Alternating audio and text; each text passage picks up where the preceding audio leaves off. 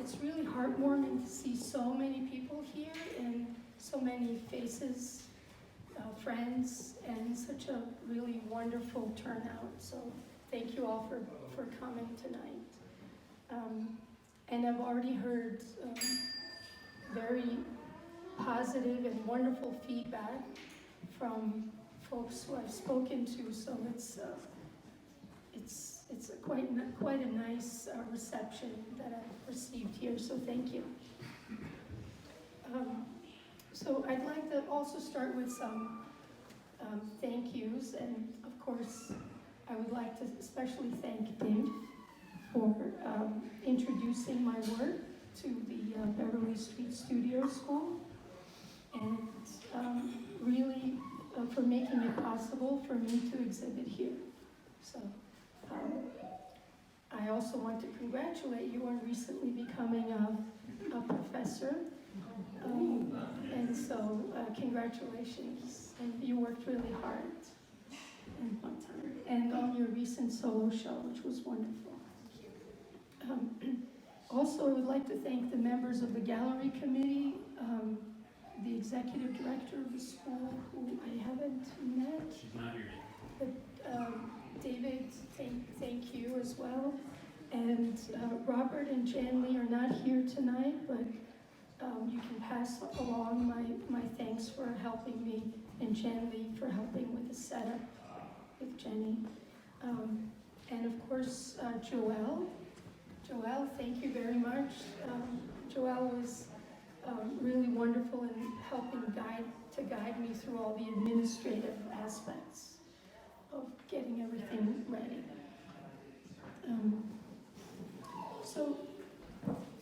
Div mentioned that I came from, originally from Yugoslavia, and that was in 1989.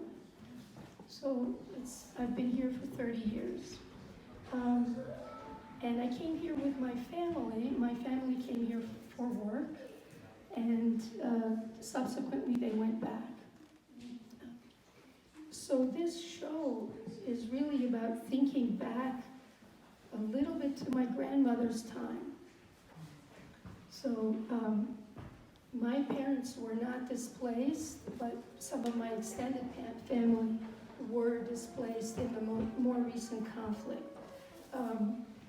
Not to bore you too much with all of this stuff, but this show is kind of dedicated to my grandmother and thinking about her time period, which was post-World War I. And that period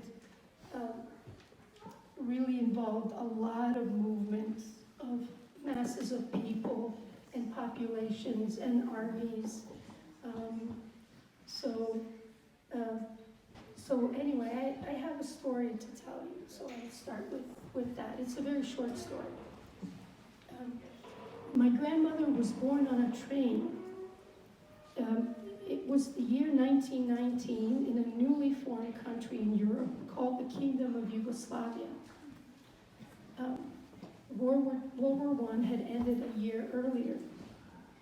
Masses of people were voluntarily resettled from one end of the country to another in search of a better life. The government was offering land to families to settle in war-torn rural areas in an effort to repopulate those areas. My grandmother's family was one of the families that chose to make the move. And so on this several days long train journey, my grandmother was born.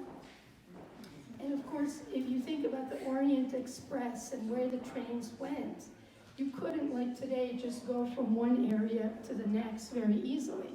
They had to go all the way around the roundabout way, and it took days. So,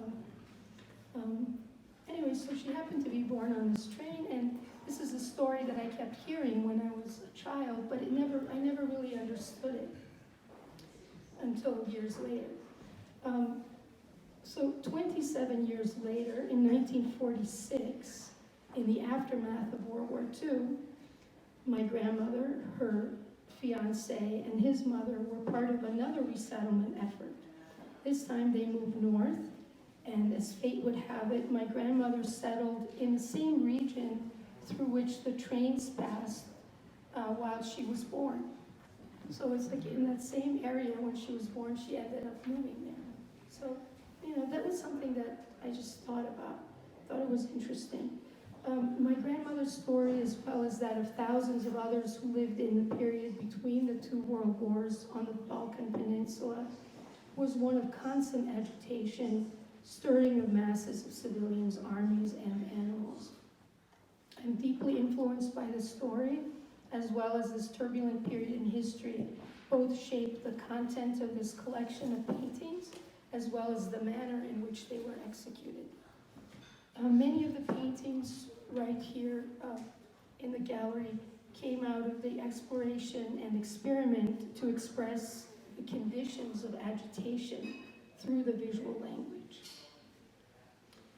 Although obviously content was driving the experimentation, narrative and depiction quickly proved to be inadequate tools in the task.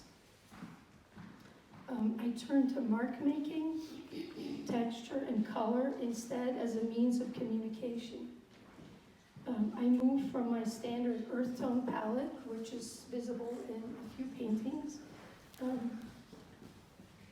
to a more saturated, jarring, and caustic one that makes use of zinc yellow, cadmium lemon yellow, viridian green, Prussian blue, and Indian yellow. I also experimented with more rigid and smooth substrates, like cradled panels, which gave me a new way to move paint. I tried different tools to move the paint across the surface and looked to achieve the effect of strong and violent movement. At one point, I wanted to evoke something of what it feels like to run for your life.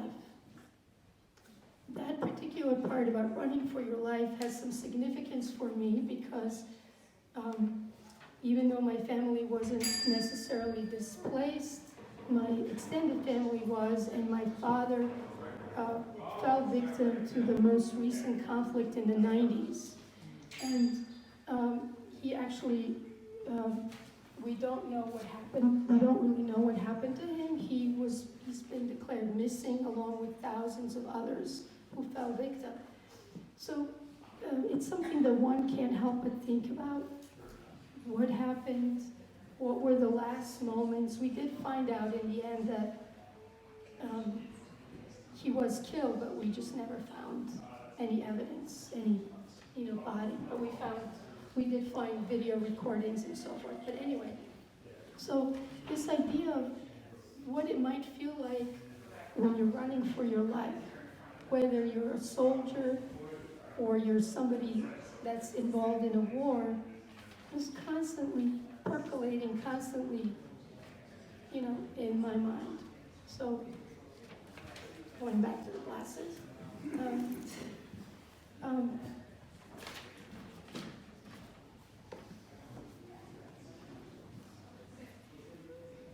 And that combined with the fact that, throughout my childhood, I would hear wartime stories from my grandparents.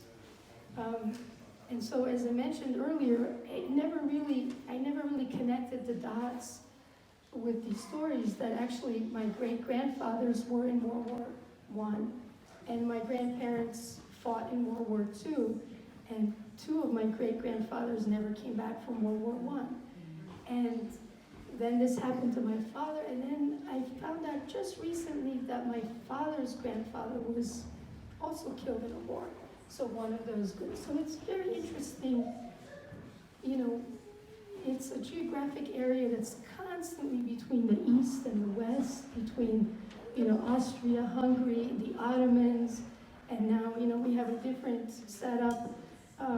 So there's always in that region something's agitating the population, and sometimes that population gets blamed for the agitation, but I'm not going to go there right now. So anyways, what I wanted to say is further about this series is that exploring this family history, I was looking at footage and photographs from World War I and I drew upon my personal experiences and imagination to evoke a sense of masses on the move. And as I said earlier, sometimes that focus would shift to the experience of an individual. And that was sort of the guiding for especially like these that are called agitation, most of them.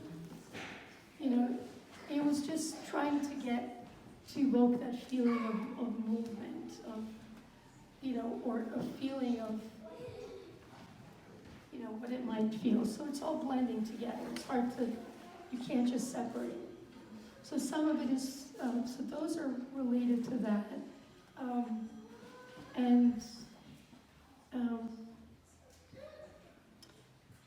You know, so what happens in painting is that, you know, they take on a life of their own. So you might have an idea of what you're going for, and so you have to step back and watch it and listen. And so that's what I try to do. It's really an experiment, especially these. It's a little bit of a departure because normally my work looks like the repose part of the show. But it all, I think it all feeds into each other. You know, I was a little concerned that maybe we couldn't reconcile the two in one show, but maybe all of you can tell me what you think, if that's working out or not, you know? So I think that's basically what I have to say, unless, and if folks have questions, yeah. Is that your family? Yeah, so. It looks like you, so that's why I'm asking. Yeah, thank you. So this is based on, so when my grandmother passed, so this would be our 100-year anniversary of her birth. Actually, she was born in November, so that's why I thought it would be nice to dedicate to my grandma.